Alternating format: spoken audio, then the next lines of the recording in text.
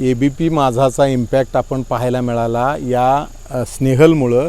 महाराष्ट्रातले मराठवाडा असेल, सोलापूर असेल, सर्वच ठिकाणच्या ज्या पूरग्रस्त भागातले विद्यार्थी होते, जे 12वीचे परीक्षाचे फॉर्म भरणार होते बोर्डाचे, ते उद्या शेवटचा दिवस होता।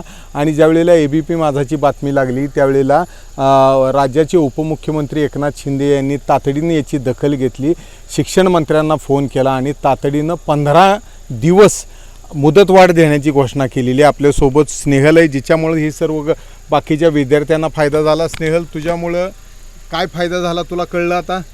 हो, मला हे समजलं आणि सगळ्यात पहिलं तर एकनाथ शिंदे सरांचे खूप जास्त आभार, कारण की इथे राहून समजते इथली परिस्थिती काय असते। मराठवाड्यामध्ये शिक्षण घेण्यासाठी लेकरांना खूप जास्त म्हणजे असं कष्ट घ्यायला लागतात आणि त्यामुळे जर आता 12वीचं पूर्ण वर्ष हे एका दिवसावरती अवलंबून होतं। हे 7 दिवसाचं महापुराचं प्रकरण चालू होतं, त्यामुळे किती कुटाणे झाले हे इथल्या सगळ्या विद्यार्थ्यांना माहिती आहेत। आणि जर 15 दिवसाची मुदतवाढ ही म्हणजे खूप जास्त, अक्षरशः पेपरच्या दिवसापेक्षा हा दिवस सगळ्यांसाठी खूप महत्त्वाचा असेल असं मला वाटतं।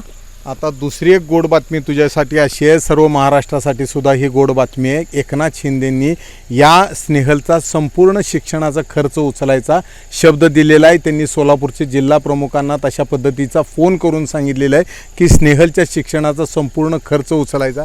कशी वाटते बातमी? पूर्ण खर्च आता उपमुख्यमंत्री करणार आहेत तुझा। बातमी खूप छान वाटते, पण त्यामुळे जबाबदारी खूप वाढते, कारण की आता ज्या पद्धतीने शिकवतो त्यापेक्षा खूप म्हणजे खूप जीव लावून जीव तोडपणे प्रयत्न करून मी शिकणार आहे। कारण की जर एवढी जास्त भारी ऑपॉर्च्युनिटी मला भेटत असेल ना, तर मी खरंच नक्की या ऑपॉर्च्युनिटीचं सोनं करेल। तुझ्यामुळं इतर मुलांचा जो फायदा झालेला आहे, जे पूरग्रस्तात आहेत त्यांच्यासाठी नक्कीच संधी आहे चांगली।